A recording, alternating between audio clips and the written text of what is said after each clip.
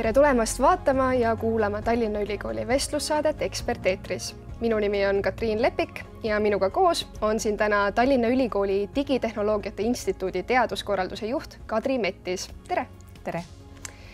Sinu peamine uurimisvaldkond on siis olnud seotud igasuguste digivahendite ja digiõppega ja seda siis just koolielus.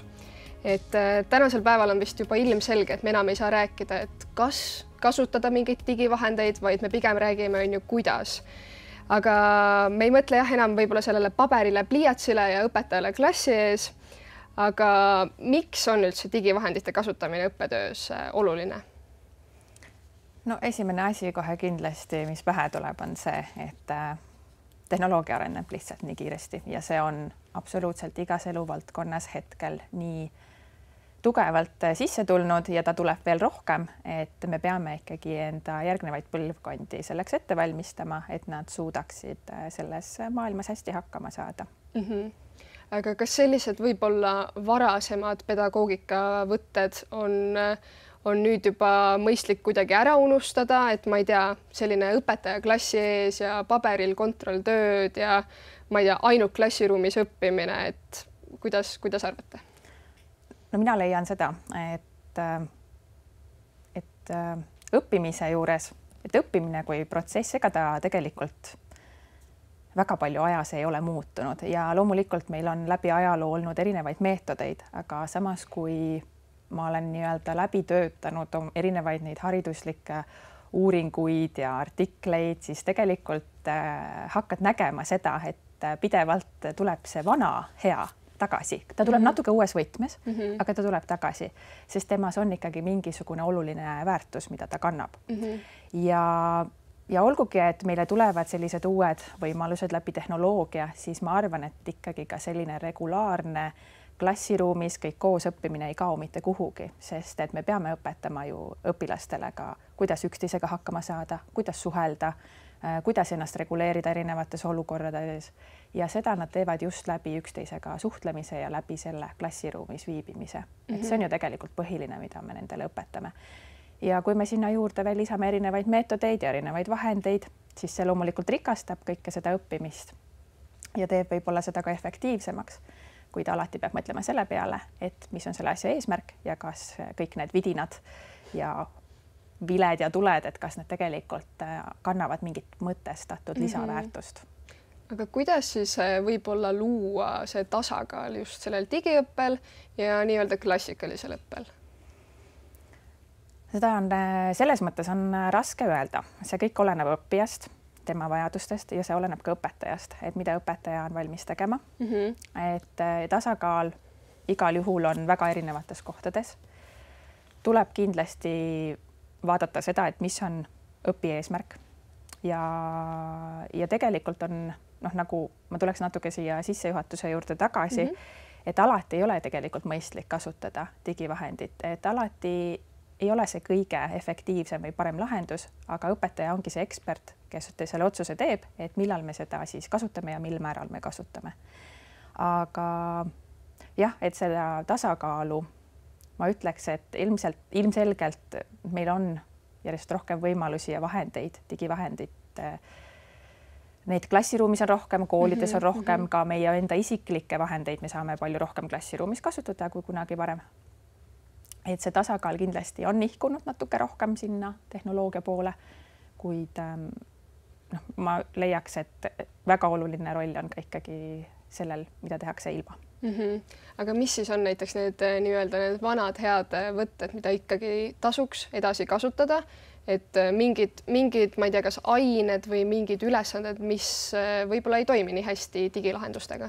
Ma arvan, et üheks selliseks teemaks on käed küljes praktiliste asjade tegemine.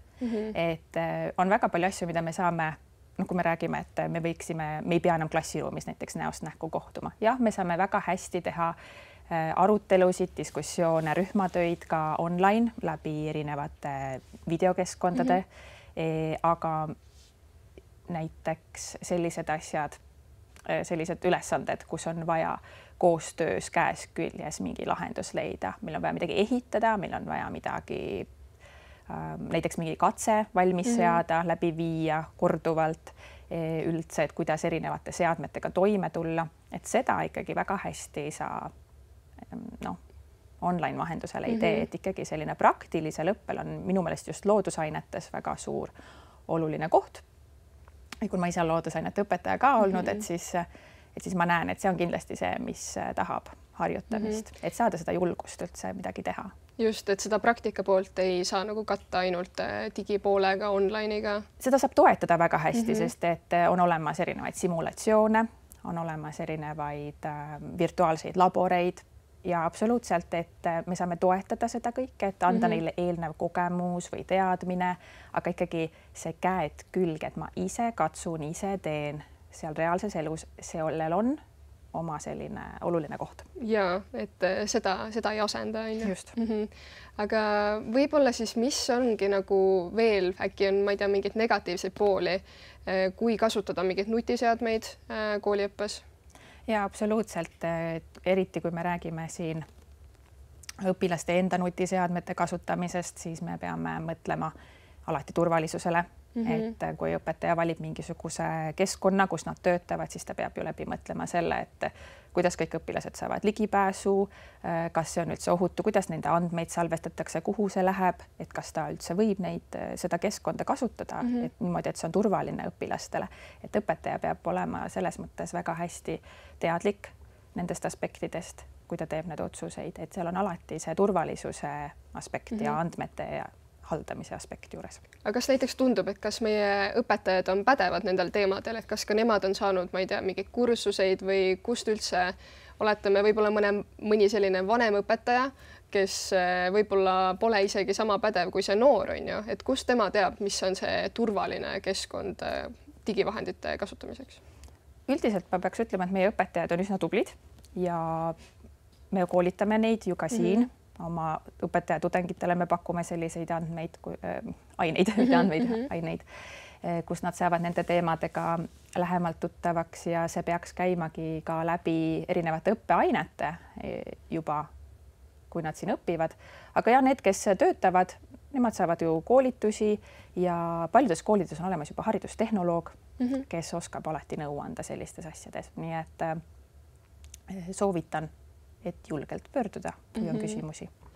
Ja võib-olla ka nendest positiivsetest pooltest, et ma ei tea, võib-olla olete ka teie juba on ju kursis, et mis on siis nagu, ma ei tea, selgunud, et kui tõesti noored kasutavad oma nutiseadet või mingeid muid digilahendusi koolitunnis, et mis on need plussid nagu märgatavad positiivsed küljed? No, mina saan rääkida muidugi sellest, et mida ma olen ise lugenud ja mida ma olen ise katsetanud, et kui nad kasutavad enda nutiseadmeid, siis üks asi, mida ma olen märganud, on see, et nad on mõnedes ülesannetes rohkem kaasas.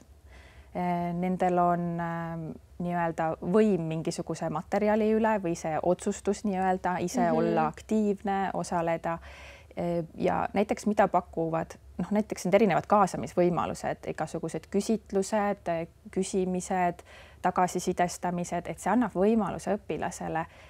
Ta ei pea seda tegema nii-öelda nimeliselt, aga see annab talle võimaluse vaikselt, rahulikult, kiiresti anda õpetajale tagasisidet, õpetaja saab nii-öelda kohe selle põhjal teha siis mingisuguseid otsuseid. Näiteks, kui ma mõtlen sellised väga tavalised asjad nagu mingid mentimeetrid või sellised kaasamise tööriistad. Et kindlasti see kaasamine on siis nii-öelda üks oluline asi.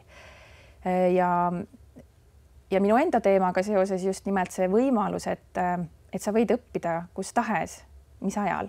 Ehk siis, kuna minu doktoritöö teema oli siis just mõtestatud mobiilse õuesõpperadade loomine, siis see näitas väga hästi, et õpilasi on võimalik suunata tegema praktilisi asju oma telefoniga näiteks õues, et nad saavadki andmeid koguda nende samade telefonidega, nad saavad üksteisega suhelda, nad saavad, õpetaja saab ka ülevaate, mida nad hetkel teevad ja nad saavad sealt juhendeid. Ehk siis see annab jällegi võimaluse neil olla iseseisev, ise kontrollida oma õppimist ja oma tegevust, aga teisipidi jällegi elulises keskkonnas, käed küljes ja ma arvan, et sellised olukorrad on just need, mis lisavad seda lisandväärtust.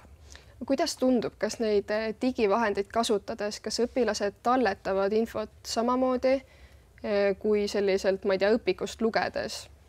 Kindlasti mitte, et kuna sellist sorti õppimine, näiteks seesama, et kui õpilane on õues ja tema ainuke juhendaja tema kõrval on tema rühmakaaslane ja tema telefon ja ta peab selle saama nendega nii-öelda õpitud oma selle teema, siis see õppimine on hoopis teistsugune, sest et ta on oma turvalisest klassiruumist väljas. Tema ümber toimub igasuguseid asju. Ta peab olema sellest teadlik. Ta peab oma rühmaga hakkama saama, kui ta näiteks rühmaga liigub või kui ta liigub üksinda, siis iseendaga hakkama saama. Samal ajal ta peab lugema ja aru saama või vaatama mingit videot ja sellest sisust aru saama, et mida ta tegema seal peab või mida ta õppima peab, eks ole, et neid seoseid looma. Ja see on selline üsna väljakutsuv olukord tegelikult, et ta aju on üsna töötab, ütleme nii, et täistuuridel sellel ajal. Mingil määral selline rööprähklemine käib kogu aeg. Ja, et see ongi selline reaaloluline olukord nii-öelda. Aga mis ma olen avastanud nii-öelda enda uuringutest on, et see, kuidas nad õpivad, ütleme nii, et see ei ole kõige parem, näiteks selline, ongi, et need mobiilse õuesõppetegevused ei ole kõige paremad just uue info saamiseks. Aga kui nad selle käigus panevad selle teoreetilise teadmise praktikasse ja sellel ajal loovad siis need seosed, siis need seosed on püsivad. Et kuna see on päris eluline, tal on olnud huvitav, ta on ise selle avastanud, siis see seos jääb tal päris tükiks ajaks. Et ikkagi see, et on ise mingil kujul käed külge pannud, et see siis aitab talletada ka. Absoluutselt. Ja seda siis nii-öelda näiteks antud juhul sellises stsenaariumis siis digivahendi kasutamine kindlasti aitab õppida. Aga ongi jällegi, et see on see valikute küsimus, et millist meetodit ma kasutan, kuidas ma seda õpilast seal toetan ja millist vahendit ma kasutan.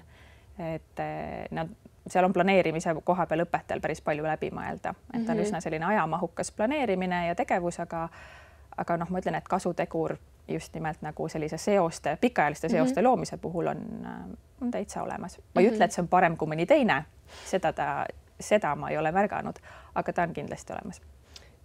Aga mida teha näiteks olukorras, kus ma ise näiteks kujutan ette, et kui sul koolitunnis oleks võimalik nutiseadet kasutada, esiteks sa teeksid seal kõike muud kui võib-olla seda, mida sa päriselt tegema pead. Kuidas siis nagu motiveerida neid noori tõesti kasutama neid nutiseadmeid selleks millekski kasulikuks, mitte seal lihtsalt passimiseks, ma ei tea, mängimiseks, mis iganes? Siin tuleb ikkagi mängu see, et sa pead looma selle situatsiooni, selle konteksti, et miks me üldse kasutame seda, et õpilasel oleks huvi selles tegevuses kaasas olla, sest et tõepoolest seal ongi täpselt see olukord, et ta võib ju valida ükskõik mida teha ja õpetaja ei suuda seda kõike jälgida, et mida ta täpselt seal telefonis teeb, kas ta teeb seda õppimise ülesannet või ta teeb seal midagi muud. Aga ja, et ma arvan, et selline elulised, probleemipõhised, projektipõhised, uurimuslikud stsenaariumid või nii-öelda siis meetodid aitavad kindlasti õpilast rohkem mõttega kaasas hoida ja motiveerida neid selle ülesandega tegelema. Jah, et võib-olla see digiõpe peakski kaasama endast nii palju asju, et õpilane lihtsalt võib-olla, ma ei tea, ei jõuagi muuga tegeleda või et... Jah, selles mõttes, et ja ma ei ütleks, et ülekoormamine nüüd kõige parem mõte on, aga see peab olema hästi läbimõeldud, et miks midagi on vaja kasutada ja kes mida täpselt teeb, millal ja mis vahenditega. Et tuleks hästi läbi mõelda. Et meil on ju väga aktuaalsed teemad, on õpetajate puudus, vananev kollektiiv, madalad palgad, hiljaaegu oli ju õpetajate streik. Et kas digivahendid suudavad siis üldse äkki asendada praeguseid õpetajaid? Jah, ja ma ütleksin selle küsimuse vastuseks niimoodi, et asendada nad kindlasti ei suuda. Sest õpetajad ikkagi kannavad teatud väärtust. Just nimelt nii-öelda õpetada neid sotsiaalseid oskuseid, toetada õpilast, kui neil on nii-öelda see raskuse moment, et meil on väga palju erinevaid õppematerjale, digivahendeid, meil on olemas igasugused simulatsioonid, virtuaalreaalsused, virtuaallaborid, palju erinevaid lahendusi, kuid kui me jätame selle õpilase üksi selle kõige läbitöötamise juurde, siis jah, tublimad, kes suudavad ennast hästi reguleerida, on motiveeritud ja neil on hea nii-öelda ka kodune toetus, nad saavad tõesti hästi hakkama ja nad suudavadki ise need asjad ära õppida. Kuid meil on teatud hulk või noh, üsna suur hulk ikkagi õpilasi, kes jäävad hätta sellise iseenda järjelhoidmisega. Need vajavad sellist regulaarsust, tuge ja ka abi näiteks, et kui nad ei suuda mingisugust seost luua või nad ei saa millestki päris täpselt aru, siis tegelikult neil on ikkagi vajadus, et nad saavad kellegi käest kohe küsida. Aga jah, selles osas ma olen nõus, et digilahendused pakuvad võimalusi, mis võib-olla natuke leevendaksid neid probleeme. No näiteks, et kui meil on väiksed koolid ja meil on kindlad, näiteks aineõpetajate puudus, eks ole, et kuskil maakoolides, et see on üsna mõeldamatu näiteks, et üks õpetaja sõidab seal 5 kooli vahet, mis praegu on reaalsus, aga hea ju võimalus olekski, et näiteks neid tunde mingis osas pakutakse ju hoopiski online kõigil samal ajal ühe õpetaja poolt, ehk siis hoitakse õpetaja aega kokku, aga teisipidi, et neil on ikkagi see võimalus kvaliteetse õppe jaoks ja näiteks ütleme, et siis praktiline osa jääbki siis nende kontakttundide kanda, eks ole. Et nad selliseid võimalusi ju pakuvad ka digilahendused. Mõeldes ka võib-olla õpetajate koormusele, et siis võib-olla see, kui õpetaja oleks rohkem justkui tugiisiku rollis, et võib-olla tõesti aitaks kaasa, et see iseseisev õpe on meil ju nagu ka suur teema. Just ja õpetaja roll ongi muutumas ja ta on juba päris palju muutunud ja ta on jätkuvalt muutumises, et õpetaja ei ole enam see, kes ütleb, et nüüd sul on vaja täpselt see pähe õppida, vaid just, et õpetaja on see, kes aitab õpilast, et ta ise seab endale eesmärgid, ta ise valib, kuidas ta täpselt õpib, kuidas tal on kõige parem õppida ja et ta saaks lihtsalt nii-öelda õpetaja see toetaja seal kõrval, kes abistab ja pakub õigeid materjale, õigeid meetodeid ja suunab rohkem. Et sinna poole me liigume, aga sellisest õppest me saame rääkida õpilastega, kes suudavad seda teha, et teatud tasemeni me räägin, algklassides me ei saa rääkida sellistest asjadest, seal peab ikkagi olema ju klassiõpetaja, kes algusest lõpuni on nendega ju kõik tunnid. Seda aega on meil justkui COVID-i ajaga on ju testitud ka, et kuidas ikkagi hakkama saadi ja kuidas need digilahendused ikkagi olid ja kõik see on ju. Just ja COVID-i aja uuringutest oli ka väga hästi näha, et õpilaste tagasiside poolest oligi näha seda, et on mingi väike hulk, kellele väga hästi sobis see, et nad oma tempos ise õppisid ja nad ütlesid, et nad ei tahagi kooli tagasi, sest et neile väga meeldis see. Ja oli mingi hulk, kes kadusid üldse ära, sest et kui ei olnud sellist regulaarsust ja nad ei suutnud ennast ise kontrollida, siis nende jaoks oli see liiga raske see ise õppimine ja nad kadusid täiesti, kaotasid igasuguse järje. Ja siis oli terve hulk neid, kes olid seal kusagil vahepeal, eks ole. Et kõik see, mis koroona ajal oli, see tegelikult andis juba väga hea pildi meile, et mis töötab ja mis ei tööta. Ja näha oli, et ikkagi teatud hulka õpilaste jaoks on väga oluline, et õpetaja toetus on olemas.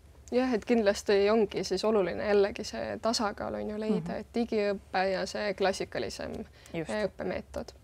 Aga äkki tooksid ka välja mingeid konkreetsemaid näiteid, ma ei tea, mis on mingid head rakendused või millistes ainetes me saame väga hästi kasutada digivahendeid? Digivahendeid saab kasutada igas aines, ma ütleks, sest et meil on terve hulk selliseid õppevahendeid, millega saabki täpselt näiteks teha kaasamist. Mõtlen ausalt, et ma ilmselt jään hätta siin ainepõhiselt. Ma oskan tuua välja loodusteaduste omasid, sest et ma olen ise loodusteaduste õpetaja, aga teiste ainete puhul teavad nemad, need õpetajad ikkagi aga loodusteadustes siis ma ei tea, kas saadad lapsed õue, mis nad seal teevad? Näiteks, ütleme siis sama need õues õppe igasugused rakendused. Üks asi on see asukohapõhised mängud, näiteks nagu Action Bound või meie enda Tallinna Ülikoolis arendatud avastusrada. Väga suurepärane, et sa saad ülevaate, kus su õpilased on, õpilased teavad, kuhu minna, mida nad seal punktis tegema peavad, mida nad seal asukohas tegema peavad. Et need on sellised loodusainetes väga head. Siis nagu siin olid ka erinevad simulatsioonid, virtuaallaborid, neid on erinevaid igales aines. Mis veel?